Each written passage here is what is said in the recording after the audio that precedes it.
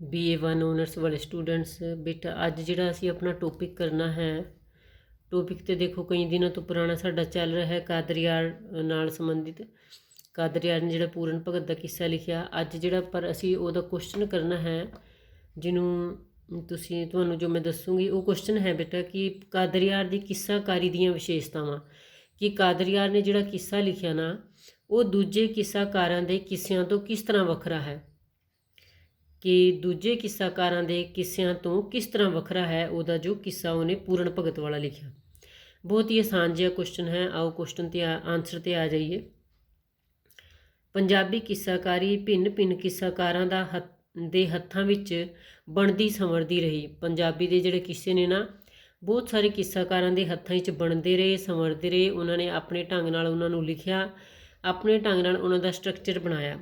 ਦਮੋਦਰ, ਹਾਫਿਜ਼, ਮੁਕਬਲ, ਵਾਰਿਸ਼ਾ ਦੇ ਹੱਥਾਂ ਵਿੱਚ ਲੰਘਦੀ ਹੋਈ 19ਵੀਂ ਸਦੀ ਤੱਕ ਇਹ ਅਹਿਮਦ ਯਾਰ, ਹਾਸ਼ਮ, ਕਾਦਰਿਆਰ ਤੱਕ ਪਹੁੰਚ ਗਈ। ਮਤਲਬ ਕਿ ਫਿਰ ਜੋ ਹੈ 19ਵੀਂ ਸਦੀ ਤੱਕ ਕਾਦਰਿਆਰ ਉਹਨਾਂ ਦੇ ਹੱਥਾਂ ਵਿੱਚ ਪਹੁੰਚ ਗਈ ਅਤੇ ਉਹਨਾਂ ਨੇ ਜੋ ਹੈ ਆਪਣਾ ਕੁਛ ਵੱਖਰਾ ਤਰੀਕਾ ਬਣਾਇਆ ਕਿਸੇ ਨੂੰ ਲਿਖਣ ਦਾ। ਜਿਵੇਂ ਬੇਟਾ ਵਾਰਿਸ਼ਾ ਹੋਰੀ ਬੜੀ ਡਿਟੇਲ ਵਿੱਚ ਕਿੱਸਾ ਲਿਖਦੇ ਨੇ ਨਾ। ਕਾਦਰਿਆਰ ਦੀ ਸਭ ਤੋਂ ਪਹਿਲਾਂ ਮੈਂ ਤੁਹਾਨੂੰ ਦੱਸਦੀ ਹਾਂ ਕਿ ਇਹ ਵੱਖਰਤਾ ਹੈ ਕਿ ਕਾਦਰਿਆਰ ਆਲਤੂ ਫਾਲਤੂ ਦੇ ਵੇਰਵੇ ਉਹਦੇ 'ਚ ਨਹੀਂ ਦਿੰਦਾ।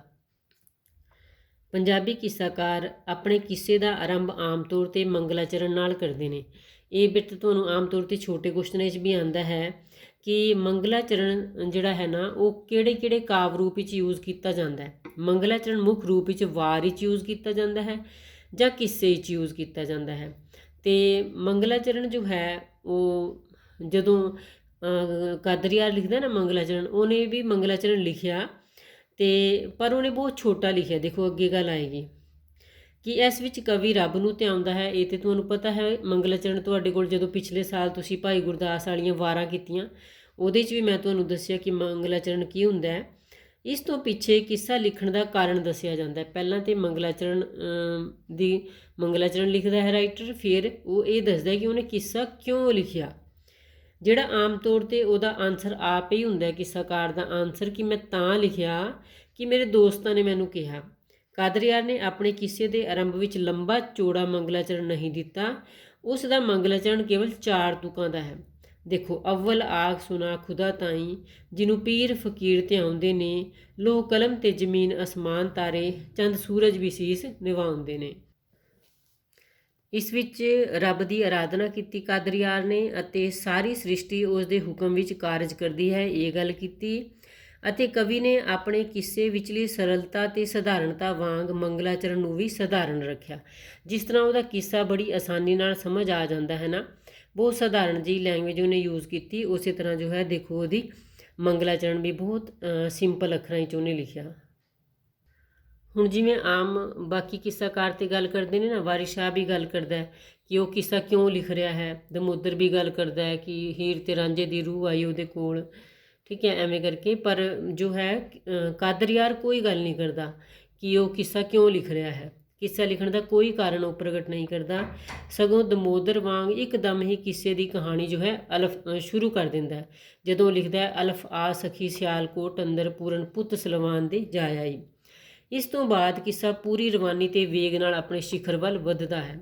ਉਹਦੇ ਤੋਂ ਬਾਅਦ ਅਗਲੀ ਗੱਲ ਹੈ ਬਿਰਤਾਂਤ ਕਲਾ। ਹੁਣ ਆਪਣੇ ਕਿੱਸੇ ਦਾ ਜਿਹੜਾ ਬਿਰਤਾਂਤ ਹੈ ਉਹ ਪੂਰਨ ਭਗਤ ਨੇ ਪੂਰਨ ਭਗਤ ਦੇ ਕਿੱਸੇ ਦਾ ਕਾਦਰਿਆਰ ਨੇ ਕਿਵੇਂ ਸਿਰਜਿਆ। ਕਾਦਰਿਆਰ ਦਾ ਪੂਰਨ ਭਗਤ ਨਿਰੋਲ ਇਸ਼ਕ ਦਾ ਕਿੱਸਾ ਨਹੀਂ, ਇਹ ਮੁੱਖ ਤੌਰ 'ਤੇ ਸਦਾਚਾਰਕ ਅਤੇ ਨੈਤਿਕ ਕੀਮਤਾਂ ਨਾਲ ਵੀ ਭਰਪੂਰ ਹੈ। ਮਤਲਬ ਕਿ ਵੈਸੇ ਕਿੱਸੇ ਜਿਹੜੇ ਨੇ ਆਮ ਤੌਰ 'ਤੇ ਪ੍ਰੇਮ ਪਿਆਰ ਵਾਲੇ, ਇਸ਼ਕ ਵਾਲੇ ਹੁੰਦੇ ਨੇ, ਪਰ ਜਿਹੜਾ ਕਾਦਰਿਆਰ ਦਾ ਜਿਹੜਾ ਕਿੱਸਾ ਹੈ ਨਾ ਉਹਦੇ 'ਚ ਸਦਾਚਾਰਕ ਮੋਰਲ ਵੈਲਿਊਜ਼ ਵੇਖਣ ਨੂੰ ਮਿਲਦੀਆਂ ਨੇ। ਕਵੀ ਨੇ ਇਸ ਕਿੱਸੇ ਵਿੱਚ ਸੁੰਦਰਾਂ ਦਾ ਸੱਚਾ ਪਿਆਰ ਵਿਖਾ ਕੇ ਇਸ ਵਿੱਚ ਇਸ਼ਕ ਦਾ ਪ੍ਰਬਲ ਵੇਗ ਵੀ ਪ੍ਰਗਟ ਕੀਤਾ ਹੈ।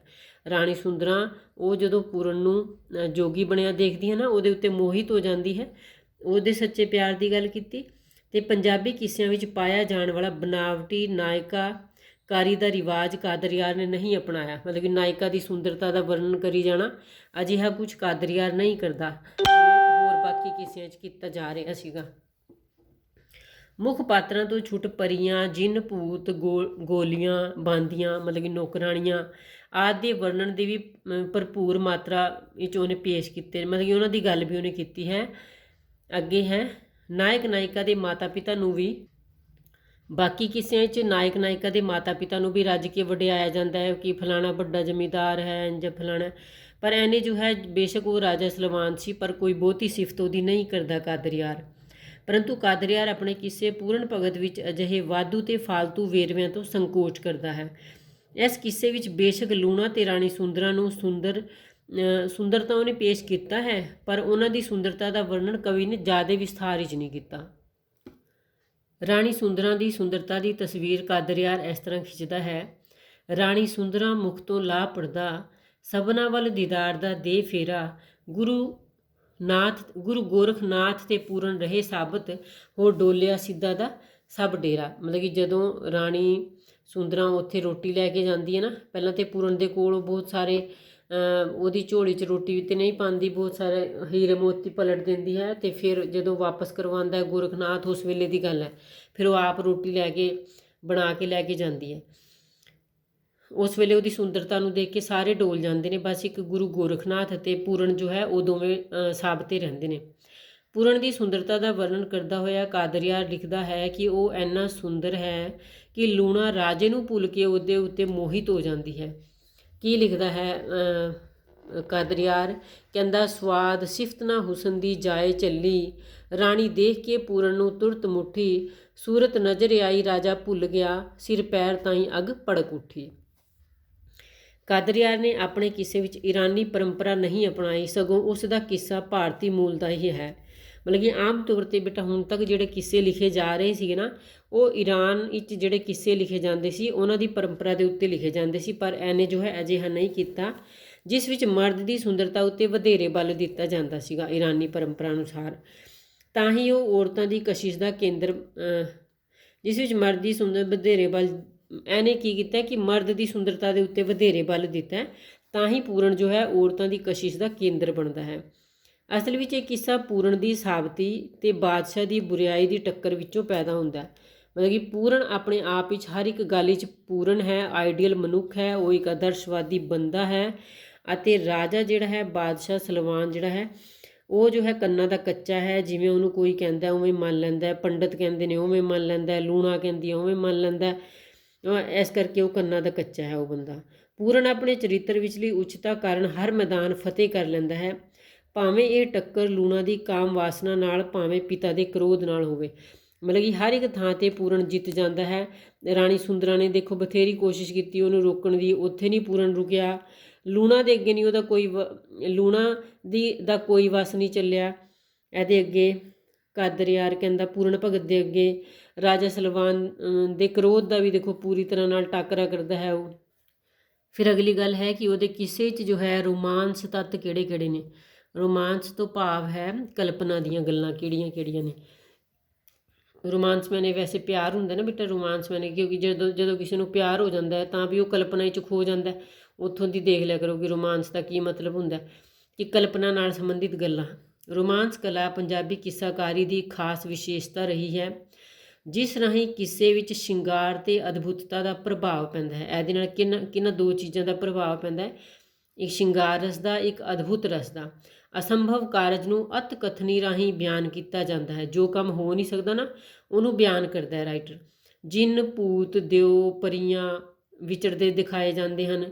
ਕਰਾਮਾਤੀ ਡੰਡਿਆਂ ਤੇ ਜੰਤਰਾਂ ਮੰਤਰਾਂ ਰਾਹੀਂ ਕੋਈ ਕਾਰਜ ਸਿੱਧ ਹੁੰਦੇ ਨੇ, ਜਿਵੇਂ ਗੋਰਖਨਾਥ ਜੋ ਹੈ ਪੂਰਨ ਭਗਤ ਨੂੰ ਕੱਢ ਲੈਂਦਾ ਹੈ ਉਹਦੇ ਵਿੱਚੋਂ ਅਤੇ ਉਹਦੇ ਹੱਥ ਪੈਰ ਸਬੂਤ ਕਰ ਦਿੰਦਾ ਹੈ, ਅਤੇ 12 ਸਾਲ ਕਿਵੇਂ ਜਿਉਂਦਾ ਰਿਹਾ ਪੂਰਨ ਭਗਤ ਖੂਹ ਵਿੱਚ। ਇਹ ਸਾਰੀਆਂ ਗੱਲਾਂ ਜਿਹੜੀਆਂ ਨੇ ਨਾ ਰੋਮਾਂਸਕ ਤੱਤ ਨੇ। ਕਾਦਰਿਆਰ ਰਚਿਤ ਕਿੱਸਾ ਪੂਰਨ ਭਗਤ ਵਿੱਚ ਜੋਤਸ਼ੀਆਂ ਦੇ ਕਹਿਣ ਉੱਤੇ ਜੰਮਦੇ ਪੂਰਨ ਨੂੰ 12 ਸਾਲ ਲਈ ਭੋਰੇ 'ਚ ਪਾ ਦਿੱਤਾ ਜਾਂਦਾ ਹੈ। ਲੂਣਾ ਵੱਲੋਂ ਉਹਦੇ ਉੱਤੇ ਝੂਠਾ ਦੋਸ਼ ਲਾਇਆ ਜਾਣ ਤੋਂ ਬਾਅਦ ਉਹਦੇ ਹੱਥ ਪੈਰ ਕੱਟ ਦਿੱਤੇ ਜਾਂਦੇ ਨੇ, ਅਤੇ ਫਿਰ 12 ਸਾਲ ਜੋ ਹੈ ਉਹਦੇ 'ਚ ਪਿਆ ਰਹਿੰਦਾ ਖੂਹ ਵਿੱਚ। ਗੁਰੂ ਗੋਰਖਨਾਥ ਉਹਨੂੰ ਪਾਣੀ ਦੇ ਛੱਟੇ ਮਾਰ ਕੇ ਠੀਕ ਕਰ ਲੈਂਦਾ। ਇਹ ਸਾਰੇ ਰੋਮਾਂਸਕ ਤੱਤ ਨੇ। ਪੂਰਨ ਦੇ ਆਉਣ ਨਾਲ ਸੁੱਕਾ ਬਾਗ ਹਰਾ ਹੋ ਜਾਂਦਾ ਹੈ, ਅਤੇ ਪੂਰਨ ਆਪਣੀ ਮਾਤਾ ਦੀਆਂ ਅੱਖਾਂ ਦੀ ਜੋਤ ਠੀਕ ਕਰ ਦਿੰਦਾ ਹੈ। ਇਸ ਤਰ੍ਹਾਂ ਦੀਆਂ ਰੋਮਾਂਸਕ ਘਟਨਾਵਾਂ ਦਾ ਵਰਣਨ ਕਵੀ ਨੇ ਆਪਣੇ ਕਿੱਸੇ 'ਚ ਕੀਤਾ ਹੈ। ਅਤੇ ਹੋਰ ਉਹਨੇ ਕੀ ਪੇਸ਼ ਕੀਤਾ, ਦੁਖਾਂਤ ਜਾਂ ਸੁਖਾਂਤ ਸੰਕਲਪ, ਕਿ ਦੁਖਾਂਤ ਜਾਂ ਸੁਖਾਂਤ ਵਿੱਚੋਂ ਕਿਹੜੀ ਗੱਲ ਉਹਨੇ ਪੇਸ਼ ਕੀਤੀ, ਦੋਵੇਂ ਕਰਦਾ ਉਹ। ਭਾਰਤੀ ਮਹਾਂਕਾਵ ਅਤੇ ਨਾਟਕ ਪਰੰਪਰਾ ਹਮੇਸ਼ਾ ਤੋਂ ਹੀ ਕਹਾਣੀ ਨੂੰ ਸੁਖਾਂਤਕ ਬਣਾਉਂਦੀ ਰਹੀ ਹੈ। ਹੁਣ ਅਸੀਂ ਗੱਲ ਕੀ ਕਰ ਰਹੇ ਸੀ, ਦੁਖਾਂਤਕ ਜਾਂ ਸੁਖਾਂਤਕ, ਉਹਨੇ ਕਿਹੜਾ ਸੰਕਲਪ ਬਣਾਇਆ। ਤੇ ਭਾਰਤੀ ਪਰੰਪਰਾ ਮਤਲਬ ਕਿ ਇੰਡੀਆ 'ਚ ਨਾ ਬੇਟਾ ਅਸੀਂ ਜੋ ਵੀ ਅਸੀਂ ਕਹਾਣੀਆਂ ਸੁਣਦੇ ਹੈਗੇ ਨਾ, ਉਹਨੇ 'ਚ ਆਮ ਤੌਰ 'ਤੇ ਉਹਨਾਂ ਦਾ ਐਂਡ ਜੋ ਹੈ ਸੁਖਾਂਤਕ ਹੁੰਦਾ ਹੈ, ਸਾਰਿਆਂ ਦਾ ਸਭ ਕੁਝ ਸਮਰ ਜਾਂਦਾ ਹੈ ਅਤੇ ਚਲੋ ਜੀ ਉਹ ਖੁਸ਼ੀ ਰਹਿਣ ਲੱਗ ਜਾਂਦੇ ਨੇ। ਪਰ ਜੋ ਦੁਖਾਂਤਕ ਵਾਲਾ ਸੰਕਲਪ ਹੈ ਨਾ, ਦੇਖੋ ਜੇਕਰ ਤੁਸੀਂ ਕੋਈ ਦੁਖਾਂਤਕ ਕੋਈ ਚੀਜ਼ ਦੇਖੀ ਹੈ ਨਾ, ਉਹ ਤੁਹਾਡੇ ਦਿਲ ਦੇ ਉੱਤੇ ਜ਼ਿਆਦਾ ਅਸਰ ਕਰਦੀ ਹੈ। ਅਤੇ ਪਰ ਇੱਥੇ ਕੋਈ ਦੁਖਾਂਤਕ ਵਾਲੀ ਕੋਈ ਬਹੁਤੀ ਗੱਲ ਨਹੀਂ, ਸੁਖਾਂਤਕ ਹੋ ਜਾਂਦਾ ਇੱਥੇ ਵੀ ਕਿੱਸਾ ਲਾਸਟ 'ਚ। ਅਜੇ MA ਵਾਲੇ ਬੱਚਿਆਂ ਦੇ ਹਿਸਾਬ ਦੀ ਗੱਲ ਹੈ, ਅਜੇ ਨਹੀਂ ਤੁਹਾਨੂੰ ਦੱਸੂਗੀ ਮੈਂ। ਕਾਦਰਿਆਰ ਨੇ ਭਾਰਤੀ ਪਰੰਪਰਾ ਮੁਤਾਬਿਕ ਪੂਰਨ ਭਗਤ ਦੀ ਕਥਾ ਨੂੰ ਸੁਖਾਂਤ ਵਿੱਚ ਸਮੇਟਿਆ। ਬਹੁਤ ਹੀ ਸੰਕਟਮਈ ਜ਼ਿੰਦਗੀ ਵਿੱਚੋਂ ਲੰਘਦੇ ਹੋਏ ਅੰਤ ਨੂੰ ਸਾਰੇ ਪਾਤਰਾਂ ਨੂੰ ਕਾਦਰਿਆਰ ਨੇ ਖੁਸ਼ੀ ਵਿੱਚ ਪੇਸ਼ ਕੀਤਾ। ਭਾਰਤੀ ਵਿਚਾਰਧਾਰਾ ਅਨੁਸਾਰ ਜੋ ਆਪਣਾ ਕਸੂਰ ਮੰਨ ਲਵੇ ਉਸ ਨੂੰ ਮੁਆਫ ਕਰ ਦਿੱਤਾ ਜਾਂਦਾ ਹੈ। ਇਸ ਲਈ ਲੂਣਾ ਵੱਲੋਂ ਕਸੂਰ ਮਨਵਾ ਕੇ ਉਸ ਨੂੰ ਖਿਮਾ ਕਰ ਦਿੱਤਾ ਜਾਂਦਾ ਹੈ ਨਾ, ਲੂਣਾ ਮਾਫੀ ਮੰਗ ਲੈਂਦੀ ਹੈ। ਲੂਣਾ ਅਤੇ ਸਲਵਾਨ ਦੀ ਖੁਸ਼ੀ ਲਈ ਉਹਨਾਂ ਨੂੰ ਪੁੱਤਰ ਦਾ ਵੀ ਵਰ ਦਿੱਤਾ ਜਾਂਦਾ ਹੈ ਅਤੇ ਰਾਜਾ ਰਸਾਲੂ ਉਹਨਾਂ ਦੇ ਘਰ ਪੁੱਤਰ ਜੰਮਦਾ ਹੈ। ਅਤੇ ਰਾਣੀ ਇੱਛਰਾਂ ਨੂੰ ਪੁੱਤਰ ਦੀਆਂ ਦੋਵੇਂ ਅੱਖਾਂ ਜਿਹੜੀਆਂ ਨੇ, ਰਾਣੀ ਇੱਛਰਾਂ ਦੀਆਂ ਦੋਵੇਂ ਅੱਖਾਂ ਵਾਪਸ ਆ ਜਾਂਦੀਆਂ ਨੇ ਜਦੋਂ ਅੰਨੀ ਹੋ ਜਾਂਦੀ ਸੀਗੀ ਨਾ ਪੂਰਨ ਦੇ ਲਈ ਰੋ ਕੇ। ਅਤੇ ਹੋਰ ਅਗਲਾ ਪੁਆਇੰਟ ਹੈ ਬਾਹਰਮੁਖੀ ਵਿਸਥਾਰ ਕਿਹੜੇ ਨੇ ਇਹਦੇ ਕਿਸੇ ਦਾ ਬਾਹਰਮੁਖੀ ਵਿਸਥਾਰ ਨਾਇਕ ਜਾਂ ਨਾਇਕਾ ਦੇ ਸਰੀਰਕ ਸੁਹਜ ਅਤੇ ਸ਼ਿੰਗਾਰ ਦੇ ਬਿਆਨ ਨਾਲ ਸੰਬੰਧਿਤ ਹੁੰਦਾ ਹੈ। ਕੁਦਰਤੀ ਦ੍ਰਿਸ਼ਾਂ ਦੇ ਆਲੇ ਦੁਆਲੇ ਦੀ ਪੇਸ਼ਕਾਰੀ ਅਤੇ ਵਿਸ਼ਵ ਸੰਬੰਧੀ ਰੋਚਕ ਜਾਣਕਾਰੀ ਲੇਖਕ ਇਸ ਵਿੱਚ ਪ੍ਰਗਟ ਕਰਦਾ ਹੈ। ਕਾਦਰਿਆਰ ਨੇ ਆਪਣੇ ਕਿਸੇ ਪੂਰਨ ਭਗਤ ਵਿੱਚ ਅਜਿਹਾ ਕੋਈ ਵਿਸਥਾਰ ਨਹੀਂ ਦਿੱਤਾ, ਮਤਲਬ ਕਿ ਆਸ-ਪਾਸ ਦੀ ਕੋਈ ਗੱਲ ਕੀਤੀ ਹੋਏ, ਕਿਸੇ ਦੀ ਸੁੰਦਰਤਾ ਦੀ ਕੋਈ ਬਹੁਤੀ ਗੱਲ ਕੀਤੀ ਹੋਏ ਨਹੀਂ, ਕੁਛ ਨੇਚਰ ਦੀ ਸੁੰਦਰਤਾ ਦੀ ਗੱਲ ਕੀਤੀ ਹੋਏ, ਅਜਿਹਾ ਕਾਦਰਿਆਰ ਨਹੀਂ ਕਰ ਰਿਹਾ, ਸਿੱਧੀ ਗੱਲ ਕਰੀ ਜਾ ਰਿਹਾ, ਜਿਹੜੀ ਗੱਲ ਤੁਰ ਰਹੀ ਹੈ ਬਸ। ਅਤੇ ਬੜੇ ਹੀ ਸੰਜਮ ਭਰਪੂਰ ਸ਼ਬਦਾਂ ਵਿੱਚ ਲੂਣਾ ਦੇ ਸਰੀਰਕ ਸੁਹਜ ਦਾ ਬਿਆਨ ਕਰਦਾ ਹੋਇਆ ਉਹ ਲਿਖਦਾ ਹੈ, ਸੂਰਤ ਉਸ ਦੀ ਚੰਦ ਮਹਿਤਾਬ ਵਾਂਗੂ, ਕਿਸ ਦੀ, ਲੂਣਾ ਦੀ ਸੁੰਦਰਤਾ ਦੀ ਗੱਲ ਕਰ ਰਿਹਾ ਉਹ, ਕਹਿੰਦਾ ਸੂਰਤ ਉਸ ਦੀ ਚੰਦ ਮਹਿਤਾਬ ਵਾਂਗੂ ਜਦੋਂ ਬੈਠੀ ਸੀ ਜੇਵਰ ਪਾਏ ਕੇ ਜੀ, ਕਾਦਰਿਆਰ ਕੀ ਆਗ ਸੁਣਾਵਸਾਂ ਮੈਂ ਪੰਛੀ ਡਿੱਗਦੇ ਦਰਸ਼ਨ ਪਾਏ ਕੇ ਜੀ। ਬੜੀ ਸਿੰਪਲ ਜਿਹੀ ਲੈਂਗੁਏਜ ਵਿੱਚ ਜੋ ਹੈ ਉਹ ਲੂਣਾ ਦੀ ਸੁੰਦਰਤਾ ਦਾ ਵਰਣਨ ਕਰ ਰਿਹਾ ਹੈ। ਅਗਲਾ 6ਵਾਂ ਪੁਆਇੰਟ ਹੈ ਭਾਵ ਪ੍ਰਗਟਾਓ ਜਾਂ ਮਨ ਬਚਨੀਆਂ। ਮਨ ਬਚਨੀ ਹੁੰਦਾ ਜਦੋਂ ਅਸੀਂ ਆਪਣੇ ਮਨ ਨਾਲ ਆਪੇ ਗੱਲਾਂ ਕਰਦੇ ਹਾਂ ਨਾ, ਇਕੱਲੇ ਖੜ ਕੇ ਜਾਂ ਕੋਈ ਸਾਹਮਣੇ ਹੋਵੇ ਵੀ ਭਾਵੇਂ, ਪਰ ਅਸੀਂ ਆਪਣੇ ਮਨ ਨਾਲ ਗੱਲਾਂ ਕਰੀ ਜਾਈਏ, ਉਹਨਾਂ ਨੂੰ ਕਿਹਾ ਜਾਂਦਾ ਮਨ ਬਚਨੀ। ਕਿੱਸਾ ਕਾਵ ਸਾਹਿਤ ਵਿੱਚ ਕਰੁਣਾ, ਸ਼ਿੰਗਾਰ ਅਤੇ ਬੀਰਸੀ ਭਾਵ ਪ੍ਰਗਟਾਉਣ ਦੇ ਅਨੇਕਾਂ ਸੁੰਦਰ ਨਮੂਨੇ ਮਿਲਦੇ ਹਨ। ਮਤਲਬ ਕਿ ਆਮ ਤੌਰ 'ਤੇ ਜਿਹੜਾ ਵੀ ਕਿੱਸਾ ਸਾਹਿਤ ਹੁੰਦਾ ਹੈ ਉਹਦੇ 'ਚ ਕਰੁਣਾ ਰਸ ਵੀ ਹੁੰਦਾ ਹੈ, ਸ਼ਿੰਗਾਰ ਰਸ ਵੀ ਹੁੰਦਾ ਅਤੇ ਬੀਰ ਰਸ ਵੀ ਹੁੰਦਾ।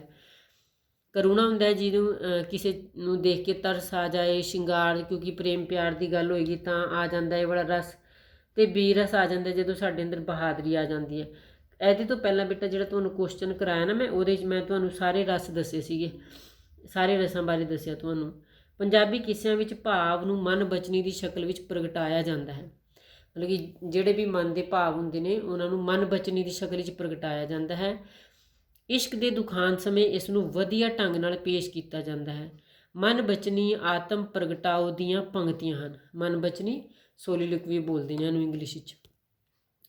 ਆਤਮ ਪ੍ਰਗਟਾਓ ਮਤਲਬ ਕਿ ਅੰਦਰ ਦੀ ਗੱਲ ਦੀ, ਕਈ ਵਾਰੀ ਅਸੀਂ ਵੀ ਕਿਸੇ ਨੂੰ ਦੇਖ ਕੇ ਉਹਨੂੰ ਕੋਈ ਗੱਲ ਬੋਲਾਂਗੇ ਨਹੀਂ ਪਰ ਆਪਣੇ ਮਨ ਵਿੱਚ ਬੋਲ ਲੈਂਦੇ, ਉਹਨੂੰ ਮਨ ਬਚਨੀ ਕਿਹਾ ਜਾਂਦਾ ਹੈ। ਨਾਇਕ ਅਤੇ ਨਾਇਕਾ ਕਿਸੇ ਖਾਸ ਮੌਕੇ ਉੱਤੇ ਆਪਣਾ ਅੰਦਰ ਦੇ ਦੁੱਖ ਨੂੰ ਮਨ ਬਚਨੀ ਰਾਹੀਂ ਜ਼ਬਾਨ ਦਿੰਦੇ ਨੇ। ਨਾਇਕ ਅਤੇ ਨਾਇਕਾ ਦੀ ਕੋਈ ਮਨ ਦੀ ਗੱਲ, ਜਿਵੇਂ ਲੂਣਾ ਦੇਖ ਕੇ ਉਹਨੂੰ ਪੂਰਨ ਨੂੰ ਦੇਖ ਕੇ ਨਹੀਂ ਮੋਹਿਤ ਹੋ ਜਾਂਦੀ ਹੈ ਅਤੇ ਆਪਣੇ ਮਨ ਵਿੱਚ ਗੱਲਾਂ ਕਰਦੀ ਹੈ ਕਿ ਜੇ ਇੱਕ ਵਾਰੀ ਮੇਰਾ ਕਹਿਣਾ ਮੰਨ ਲਵੇ ਮੈਂ ਸਵਰਗ ਦੇ ਝੂਟੇ ਲਊਂਗੀ। ਐਵੇਂ ਦੀਆਂ ਗੱਲਾਂ ਅਸੀਂ ਪੋਇਟਰੀ 'ਚ ਕੀਤੀਆਂ ਸਾਰੀਆਂ। ਕਾਦਰਿਆਰ ਨੇ ਆਪਣੇ ਕਿੱਸੇ ਪੂਰਨ ਭਗਤ ਵਿੱਚ ਮਿਲਾਪ ਅਤੇ ਵਿਛੋੜੇ ਦੀਆਂ ਕਈ ਘੜੀਆਂ ਪੇਸ਼ ਕੀਤੀਆਂ ਨੇ। ਅਤੇ ਪੂਰਨ ਜਦ 12 ਸਾਲਾਂ ਬਾਅਦ ਭੋਰੇ 'ਚੋਂ ਬਾਹਰ ਆਉਂਦਾ ਹੈ, ਰਾਜ ਦਰਬਾਰ ਵਿੱਚ ਬਹੁਤ ਖੁਸ਼ੀ ਮਨਾਈ ਜਾਂਦੀ ਹੈ। ਖੁਸ਼ੀ ਮਨਾਈ ਜਾਂਦੀ ਹੈ, ਫਿਰ ਹੱਥ ਪੈਰ ਵੱਢ ਕੇ ਉਹਨੂੰ ਖੂਹ 'ਚ ਵੀ ਸੁੱਟ ਦਿੱਤਾ ਜਾਂਦਾ ਹੈ ਅਤੇ ਮਾਤਾ ਇੱਛਰਾਂ ਦਾ ਗਮ ਭਾਵ ਪੂਰਨ ਦਾ ਵਿਛੋੜਾ ਉਸ ਨੂੰ ਅੰਨੀ ਕਰ ਦਿੰਦਾ। ਉਹਦੇ ਤੋਂ ਪਹਿਲਾਂ ਤਾਂ ਮਾਤਾ ਇੱਛਰਾਂ ਐਡੀ ਖੁਸ਼ ਹੁੰਦੀ ਹੈ, ਉਹਨੂੰ ਲੋਕ ਵਧਾਈਆਂ ਦੇਣ ਆਉਂਦੇ ਨੇ, ਕਿਉਂਕਿ ਜਦੋਂ ਜੰਮਿਆ ਸੀ ਉਦੋਂ ਤਾਂ ਭੋਰੇ 'ਚ ਪਾ ਦਿੱਤਾ ਸੀ ਹੈ ਨਾ, ਉਸ ਵੇਲੇ ਉਹਨੂੰ ਵਧਾਈਆਂ ਮਿਲ ਨਹੀਂ ਸਕੀਆਂ ਅਤੇ ਹੁਣ ਉਹਨੂੰ ਵਧਾਈਆਂ ਮਿਲਦੀਆਂ ਨੇ ਜਦੋਂ ਪੁੱਤਰ 12 ਸਾਲਾਂ ਬਾਅਦ ਬਾਹਰ ਆਇਆ। ਅਤੇ ਫਿਰ ਦੁਬਾਰੇ ਕੀ ਹੁੰਦਾ ਕਿ ਉਹਨੂੰ ਵਿਚਾਰੇ ਨੂੰ ਦੁਬਾਰੇ ਫਿਰ ਪਾਉਣਾ ਪੈ ਜਾਂਦਾ, ਦੁਬਾਰੇ ਫਿਰ ਉਹਨੂੰ ਜੋ ਹੈ ਸਜ਼ਾ ਸੁਣਾ ਦਿੱਤੀ ਜਾਂਦੀ ਹੈ। ਇਸ ਤੋਂ ਇਲਾਵਾ ਰਾਣੀ ਸੁੰਦਰਾਂ ਨੂੰ ਜਦੋਂ ਪੂਰਨ ਨਾਥ ਜੋਗੀ ਛੱਡ ਕੇ ਚਲਾ ਜਾਂਦਾ ਹੈ ਨਾ, ਤਾਂ ਰਾਣੀ ਜਾਰੋ ਜਾਰ ਰੋਂਦੀ ਹਾਲੋ ਬੇਹਾਲ ਹੋ ਜਾਂਦੀ ਹੈ। ਉਸ ਵੇਲੇ ਕੀ ਉਹਦੇ ਮੂੰਹੋਂ ਅਖਵਾਉਂਦਾ ਹੈ, ਕਾਦਰਿਆਰ ਕਹਿੰਦਾ ਜਾਲ ਜਰਾ ਨਾ ਤਾਕਤ ਰਹੀ ਤਨ ਵਿੱਚ, ਗਾਉਂਦੀ ਸੁੰਦਰਾਂ ਗਮਾਂ ਦੇ ਗੀਤ ਲੋਕੋ, ਮੈਂ ਤਾਂ ਭੁੱਲੀਆਂ ਤੁਸੀਂ ਨਾ ਭੁੱਲਿਓ ਜੇ, ਲਾਵੋ ਜੋਗੀਆਂ ਨਾਲ ਨਾ ਪ੍ਰੀਤ ਲੋਕੋ। 7ਵਾਂ ਪੁਆਇੰਟ ਜਿਹੜਾ ਸਾਡਾ ਬਣਦਾ ਹੈ ਉਹ ਹੈ ਵਾਰਤਾਲਾਪ। ਕਿੱਸਾਕਾਰ ਵਾਰਤਾਲਾਪ ਦੀ ਵਰਤੋਂ ਕਈ ਮੌਕਿਆਂ 'ਤੇ ਕਰਦੇ ਹਨ। ਵਾਰਤਾਲਾਪ ਕੀ ਹੁੰਦਾ? ਗੱਲਬਾਤ। ਵਾਰਤਾਲਾਪ ਦੀ ਵਰਤੋਂ ਆਮ ਤੌਰ 'ਤੇ ਪਾਤਰ ਉਸਾਰੀ ਲਈ, ਕਹਾਣੀ ਨੂੰ ਅੱਗੇ ਤੋਰਨ ਲਈ ਕੀਤੀ ਜਾਂਦੀ ਹੈ। ਅਸਲ ਵਿੱਚ ਵਾਰਤਾਲਾਪ ਜੋ ਹੈ ਨਾ ਉਹ ਕਿੱਸਾਕਾਰ ਦੀ ਜ਼ੁਬਾਨ ਦਾ ਮੁਹਾਵਰਾ, ਵਾਰਤਾਲਾਪੀ ਗੁਣ, ਅਲੰਕਾਰ, ਭਾਵ ਪ੍ਰਗਟਾਓ ਅਤੇ ਕਿਸੇ ਨੂੰ ਨਾਟਕੀ ਰੰਗ ਦੇਣ ਨਾਲ ਵੀ ਸੰਬੰਧਿਤ ਹੁੰਦਾ ਹੈ। ਕਿਸੇ ਦੀ ਵਾਰਤਾਲਾਪ ਵਿੱਚ ਆਮ ਤੌਰ 'ਤੇ ਫਾਰਸੀ ਜ਼ੁਬਾਨ ਦਾ ਰੰਗ ਜੋ ਹੈ ਉਹ ਵਧੇਰੇ ਹੁੰਦਾ ਹੈ। ਕਿਸੇ, ਕਿਉਂਕਿ ਅਸੀਂ ਮੁਸਲਮਾਨ ਪੋਇਟਸ ਦੀ ਰੀਸ ਵਿੱਚ ਲਿਖਣੇ ਸ਼ੁਰੂ ਕੀਤੇ ਨਾ, ਇਸ ਲਈ ਇਹਦੇ 'ਚ ਅਰਬੀ ਫਾਰਸੀ ਦਾ ਰੰਗ ਵਧੇਰੇ ਹੁੰਦਾ ਸੀਗਾ। ਕਾਦਰੀਆਰ ਨੇ ਆਪਣੇ ਕਿੱਸੇ ਵਿੱਚ ਪੂਰਨ ਭਗਤ ਵਿੱਚ ਵਾਰਿਸ ਸ਼ਾਹ ਦੇ ਕਿੱਸੇ ਜਿੰਨਾ ਵਾਰਤਾਲਾਪ ਨਹੀਂ ਵਰਤਿਆ। ਮਤਲਬ ਕਿ ਜਿਤਨੀ ਡਿਟੇਲ ਵਿੱਚ ਜਾ ਕੇ ਵਾਰਿਸ ਸ਼ਾਹ ਗੱਲ ਕਰਦਾ ਹੈ ਨਾ ਆਪਣੇ ਕਿੱਸੇ ਦੀ। ਵਾਰਿਸ ਸ਼ਾਹ ਨੇ ਕਿਹੜਾ ਕਿੱਸਾ ਲਿਖਿਆ ਤੁਹਾਨੂੰ ਪਤਾ ਹੋਏਗਾ ਬੇਟਾ? ਹੀਰ ਰਾਂਝੇ ਦਾ ਕਿੱਸਾ ਲਿਖਿਆ। ਅਤੇ ਸੁਣਿਆ ਜਾਂਦਾ, ਕਿਹਾ ਜਾਂਦਾ ਕਿ ਉਹਨੂੰ 20 ਸਾਲ ਲੱਗੇ ਉਹਨੂੰ ਘੱਟੋ ਘੱਟ ਕਿੱਸਾ ਲਿਖਣੇ 'ਚ। ਅਤੇ ਕਾਦਰੀਆਰ ਦਾ ਤਾਂ ਦੇਖੋ ਅਸੀਂ ਹੁਣੇ ਪੜ੍ਹਿਆ ਕਿ ਉਹਨੇ 16 ਦਿਨਾਂ 'ਚ ਪੂਰੀ ਕਰ ਦਿੱਤੀ ਸੀ ਇਹ ਸ਼ਿਹਰਫੀ ਕਾਵਿ ਰੂਪ ਵਿੱਚ ਲਿਖਿਆ ਨਾ ਉਹਨੇ, ਕਿ ਕਾਦਰੀਆਰ ਵਾਰਿਸ ਸ਼ਾਹ ਜਿੰਨਾ ਵਾਰਤਾਲਾਪ ਨਹੀਂ ਉਹਨੇ ਵਰਤਿਆ। ਕਾਦਰੀਆਰ ਸੰਖੇਪ ਅਤੇ ਸੰਜਮੀ ਢੰਗ ਨਾਲ ਕਿੱਸੇ ਦੀ ਕਹਾਣੀ ਨੂੰ ਅੱਗੇ ਤੋਰਦਾ ਹੈ। ਕਾਦਰੀਆਰ ਬੜੇ ਹੀ ਸੰਖੇਪ, ਥੋੜ੍ਹੀ ਜਿਹੀ ਜ਼ਿਆਦਾ ਡਿਟੇਲ ਕਰ ਦਿੰਦਾ ਹੀ ਨਹੀਂ, ਮਤਲਬ ਕਿ ਉਹ ਕਾਦਰੀਆਰ ਦੇ ਕਿੱਸੇ ਵਿੱਚ ਵਾਰਤਾਲਾਪ ਰਾਹੀਂ ਕਥਾ ਦੀ ਰਫ਼ਤਾਰ ਤੇਜ਼ ਹੁੰਦੀ ਹੈ, ਪਾਤਰਾਂ ਦਾ ਸੁਭਾਅ ਸਹੀ ਢੰਗ ਨਾਲ ਸਾਹਮਣੇ ਆਉਂਦਾ ਹੈ। ਮਤਲਬ ਕਿ ਦੋ ਗੱਲਾਂ ਪਤਾ ਲੱਗਦੀਆਂ ਨੇ, ਇੱਕ ਤਾਂ ਵਾਰਤਾਲਾਪ ਦੀ ਰਫ਼ਤਾਰ ਤੇਜ਼ ਹੋ ਜਾਂਦੀ ਹੈ, ਇੱਕ ਪਾਤਰਾਂ ਦਾ ਸੁਭਾਅ ਪਤਾ ਲੱਗਦਾ ਹੈ। ਪੂਰਨ ਜਦੋਂ ਲੂਣਾ ਨੂੰ ਮੱਥਾ ਟੇਕ ਕੇ ਮਹਿਲ ਵਿੱਚ ਜਾਂਦਾ ਹੈ ਤਾਂ ਲੂਣਾ ਕੀ ਕਹਿੰਦੀ ਹੈ? ਕਹਿੰਦੀ ਮਾਈ ਮਾਈ ਨਾ ਰਾਜਿਆ ਆਖ ਮੈਨੂੰ, ਕੁੱਖੋਂ ਰੱਖ ਨਾ ਜੰਮਿਓ ਜਾਇਓ ਵੇ, ਮਾਤਾ ਆਖਣਾ ਹੈ ਕਿਹੜੇ ਸਾਖ ਮੈਨੂੰ, ਹੋਗ ਉਮਰ ਤੇਰੀ ਮੇਰੀ ਇੱਕ ਰਾਜਾ। ਇਹਦੇ ਜਵਾਬ ਜਿਹੜਾ ਪੂਰਨ ਇਸ ਤਰ੍ਹਾਂ ਦਿੰਦਾ ਹੈ, ਮਾਈ ਸੁਖਨ ਅਵਲੜੇ ਬੋਲ ਨਾਹੀਂ, ਮਾਮਾ ਪੁੱਤਰਾਂ ਨੇ ਹੋਣਾ ਕਦੇ ਲੱਗਾ, ਜੱਗ ਵਿੱਚ ਮੁਕਾਲਖਾਂ ਕੋਲ ਨਾਹੀਂ। ਹੁਣ ਲਾਸਟ ਪੇਜ ਵੇਖ ਲਈਏ। ਇਸੇ ਤਰ੍ਹਾਂ ਲੂਣਾ ਤੇ ਰਾਜਾ ਸਲਵਾਨ, ਸਲਵਾਨ ਤੇ ਪੂਰਨ, ਗੋਰਖਨਾਥ ਤੇ ਪੂਰਨ, ਪੂਰਨ ਤੇ ਰਾਣੀ ਸੁੰਦਰਾਂ, ਪੂਰਨ ਤੇ ਰਾਣੀ ਇੱਛਰਾਂ ਆਦਿ ਦੀਆਂ ਵਾਰਤਾਲਾਪਾਂ ਦਾ ਇਸ ਕਿੱਸੇ ਵਿੱਚ ਮਹੱਤਵਪੂਰਨ ਸਥਾਨ। ਮਤਲਬ ਕਿ ਤੁਹਾਨੂੰ ਇੰਝ ਦੇਖਣ ਨੂੰ ਮਿਲਦਾ, ਇਹ ਗੱਲ ਪੂਰਨ ਕਹਿ ਰਿਹਾ, ਇਹ ਰਾਣੀ ਇੱਛਰਾਂ ਕਹਿ ਰਹੀ ਹੈ, ਇਹ ਗੱਲ ਸਲਵਾਨ ਕਹਿ ਰਿਹਾ, ਇਹ ਲੂਣਾ ਕਹਿ ਰਹੀ ਹੈ, ਐਵੇਂ ਦੇਖਣ ਨੂੰ ਮਿਲਦਾ। ਵਾਰਤਾਲਾਪ ਰਾਹੀਂ ਕਾਦਰੀਆਰ ਵੱਖ-ਵੱਖ ਪਾਤਰਾਂ ਦੀ ਮਾਨਸਿਕ ਸਥਿਤੀ, ਹਾਵ ਭਾਵ, ਖੁਸ਼ੀ, ਗਮੀਨ ਆਦਿ ਨੂੰ ਬੜੀ ਬਰੀਕੀ ਨਾਲ ਪ੍ਰਗਟਾਉਂਦਾ ਹੈ। ਅਤੇ ਕਿੱਸਾ ਪੜ੍ਹ ਕੇ ਪਤਾ ਲੱਗਦਾ ਕਿ ਕਾਦਰੀਆਰ ਕੋਲ ਸੁੰਦਰ, ਸਧਾਰਨ ਅਤੇ ਸਰਲ ਵਾਰਤਾਲਾਪ ਦਾ ਉੱਤਮ ਗੁਣ ਹੈ। ਬਹੁਤ ਸੁੰਦਰ, ਮਤਲਬ ਕਿ ਸਿੰਪਲ ਲੈਂਗੁਏਜ। ਤੁਹਾਨੂੰ ਜਦੋਂ ਤੁਸੀਂ ਵਿਆਖਿਆ ਵੀ ਕਰਨੀ ਹੈ ਨਾ, ਉਸ ਵੇਲੇ ਵੀ ਤੁਹਾਨੂੰ ਕੋਈ ਔਖਾ ਨਹੀਂ ਮਹਿਸੂਸ ਹੁੰਦਾ ਇਹਦਾ, ਬਿਲਕੁਲ ਸਿੰਪਲ ਸਾਰੀ ਕਹਾਣੀ ਸਮਝ ਆਉਂਦੀ ਹੈ। ਹੁਣ ਸਿੱਟੇ 'ਤੇ ਆ ਜਾਈਏ। ਅੰਤ ਵਿੱਚ ਕਿਹਾ ਜਾ ਸਕਦਾ ਕਿ ਕਾਦਰੀਆਰ ਵਧੇਰੇ ਪੜ੍ਹਿਆ ਲਿਖਿਆ ਕਿੱਸਾਕਾਰ ਨਹੀਂ ਸੀਗਾ, ਪਰੰਤੂ ਫਿਰ ਵੀ ਉਸਦਾ ਕਿੱਸਾ ਜੋ ਹੈ ਪੰਜਾਬੀ ਸਾਹਿਤ ਦਾ ਅਨਮੋਲ ਅਤੇ ਵੱਖਰੀ ਕਿਸਮ ਦੀ ਪ੍ਰਾਪਤੀ ਹੈ। ਆਪਣੇ ਸਮਕਾਲੀ ਕਿੱਸਾਕਾਰਾਂ ਦੀ ਭੇਡ ਚਾਲ ਵਿੱਚ ਸ਼ਾਮਿਲ ਨਾ ਹੋ ਕੇ ਉਸਨੇ ਆਪਣੀ ਲਿਖਤਾਂ ਨੂੰ ਕੇਵਲ ਆਪਣੇ ਢੰਗ ਨਾਲ ਲਿਖਿਆ। ਮਤਲਬ ਕਿ ਨਕਲ ਨਹੀਂ ਮਾਰੀ, ਜਿਵੇਂ ਬੱਚੇ ਨਕਲ ਮਾਰ ਲੈਂਦੇ ਨੇ ਨਾ। ਮੰਨੇ ਤੁਹਾਨੂੰ ਕੋਈ ਕੁਐਸਚਨ ਲਿਖਣਾ ਹੈ, ਤੁਸੀਂ ਉਸ ਬੱਚੇ ਨੇ ਉਹਦੀ ਮਾਰੀ ਨਕਲ, ਉਹਨੇ ਉਹਦੀ ਮਾਰੀ ਨਕਲ, ਨਾ, ਇੰਝ ਦੀ ਕਿੱਸਾਕਾਰ ਨੇ ਕਾਦਰੀਆਰ ਨੇ ਕੀਤਾ। ਇਹਨੇ ਜੋ ਹੈ ਆਪਣਾ ਢੰਗ ਬਣਾਇਆ। ਉਸ ਦਾ ਕਿੱਸਾ ਪੂਰਨ ਭਗਤ ਪਾਠਕਾਂ ਨੂੰ ਖਿੱਚ ਪਾਉਣ ਵਿੱਚ ਸਮਰੱਥ ਹੈ। ਬਿਆਨ ਦੀ ਸਾਦਗੀ ਕਿੱਸੇ ਨੂੰ ਮਜ਼ਬੂਤੀ ਦੇਣ ਵਿੱਚ ਸਮਰੱਥ ਹੈ। ਬੜਾ ਸਾਦਾ ਕਿੱਸਾ ਲੈਂਗੁਏਜ ਯੂਜ਼ ਕੀਤੀ ਉਹਨੇ। ਸਾਰੇ ਕਿੱਸੇ ਨੂੰ ਅਜਿਹੀ ਤਰਤੀਬ ਵਿੱਚ ਬੰਨਿਆ ਹੈ ਕਿ ਹਰ ਇੱਕ ਪਾਤਰ ਆਪਣੀ ਵੱਖਰੀ ਹੋਂਦ ਸਥਾਪਿਤ ਕਰ ਲੈਂਦਾ ਹੈ। ਸਾਰੇ ਪਾਤਰਾਂ ਨੂੰ ਜੋ ਹੈ ਮਤਲਬ ਕਿ ਇਸ ਤਰ੍ਹਾਂ ਪੇਸ਼ ਕੀਤਾ ਕਿ ਉਹਨਾਂ ਦੀ ਆਪਣੀ ਇੱਕ ਵੱਖਰੀ ਹੋਂਦ ਹੈ ਸਾਰੇ ਪਾਤਰਾਂ ਦੀ। ਠੀਕ ਹੈ ਬੇਟਾ, ਬਹੁਤ ਹੀ ਆਸਾਨ ਜਿਹਾ ਹੈ ਤੁਹਾਡਾ ਕਾਦਰੀਆਰ ਦਾ ਅਤੇ ਪੂਰਨ ਭਗਤ ਵਾਲਾ ਕਿੱਸਾ ਅਤੇ ਇਹਦੇ ਸਾਰੇ ਕੁਐਸਚਨ। ਹੁਣ ਤੱਕ ਤਾਂ ਮੈਨੂੰ ਇੰਝ ਹੈ ਕਿ ਸਾਰੇ ਕੁਐਸਚਨ ਹੋ ਗਏ ਤੁਹਾਡੇ, ਮਤਲਬ ਕਿ ਹੋਰ ਕੁਐਸਚਨ ਮੈਂ ਨਹੀਂ ਕਰਾਣੇ ਕਾਦਰੀਆਰ ਦੇ, ਪਰ ਫਿਰ ਵੀ ਜੇਕਰ ਕੋਈ ਰਹਿ ਗਿਆ ਤਾਂ ਮੈਂ ਤੁਹਾਨੂੰ ਕਰਾ ਦੂੰਗੀ। ਹੁਣ ਤੱਕ ਜੋ ਹੈ ਇਹਦੇ ਸਾਰੇ ਕੁਐਸਚਨ ਖਤਮ ਹੋ ਗਏ। Okay, thank you.